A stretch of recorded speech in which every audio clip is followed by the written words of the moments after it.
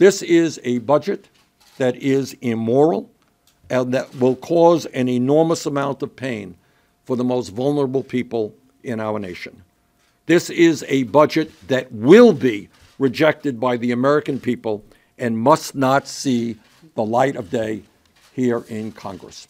This budget relies on absurd economic projections and pretend revenues that no credible economist would validate. It provides no real information on their tax reform other than to claim that it's revenue neutral. I guess this is the president's believe me part of his budget. If Donald Trump used these budgeting techniques in his business, not even the Russians would invest in his projects. With all due respect to the president, we aren't going to take his word for it, particularly when no one else will.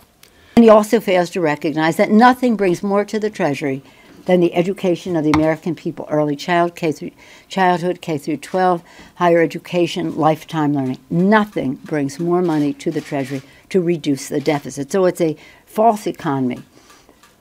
It's one of the dumbest budget moves, with stiff competition, mind you, but one of the dumbest budget moves they can make. Add it all up.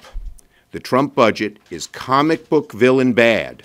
And just like comic books, it relies on fantasy to make all the numbers work. It's the kind of budget you might expect from someone who is rooting for a government shutdown.